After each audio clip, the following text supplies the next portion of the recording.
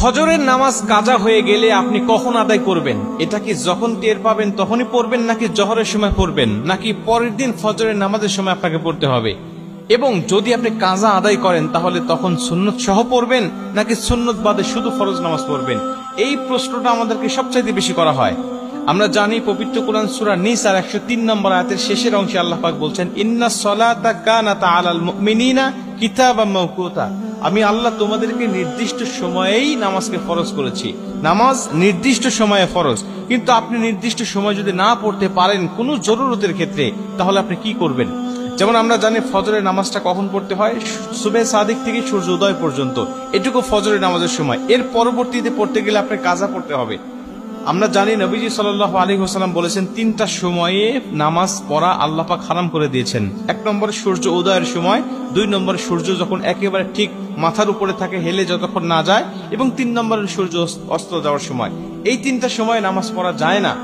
এবং রাসূল সাল্লাল্লাহু আলাইহি ওয়াসাল্লাম বলে দিয়েছেন যে যদি ঘুমের কারণে অথবা যে কোনো বেখিয়ালি হয়ে যদি নামাজটা তোমার ছুটে যায়, নামাজটা যদি জাস্ট টাইমে না পড়তে পারো, তাহলে যখন তোমার স্মরণ হবে ঠিক তখনই তুমি নামাজটা আদায় করে নেবে।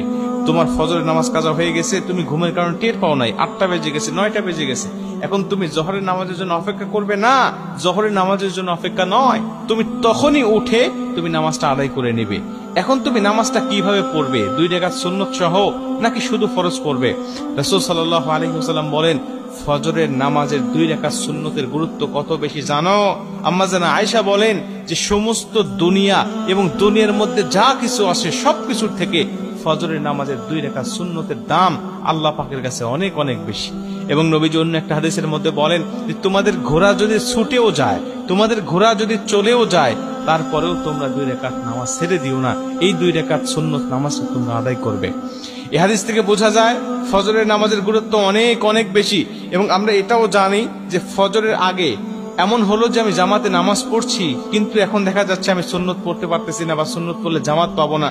তখন আপনি কি করবেন? তখন আপনি ফজরের নামাজটা আদায় করবেন, কিন্তু সুন্নতটা কিন্তু পরবর্তীতে আপনি পড়তে পারবেন না, বা আপনার জন্য মাফ হয়ে যায় নাই। আপনি সূর্য উদয়ের পরে যখন হলুদ আভাটা কেটে যাবে, আপনি তখন কিন্তু সুন্নত 2 রাকাত আপনাকে আদায় করতে হবে।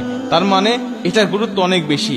এই হাদিসগুলো থেকে আমরা বুঝতে পারি যে আমি যখন কাজা পরবর্তীতে নামাজ আদায় করব ঘুম থেকে ওঠার পরে, 8টা হোক বা 9টা হোক, তখন কিন্তু আমাকে 2 রাকাত সুন্নত সহই নামাজটা আদায় করতে হবে, শুধু 2 রাকাত পড়লে হবে না।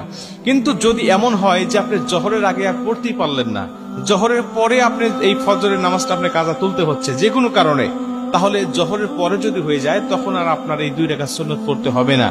এই 2 রাকাত সুন্নত তখন আর আপনাকে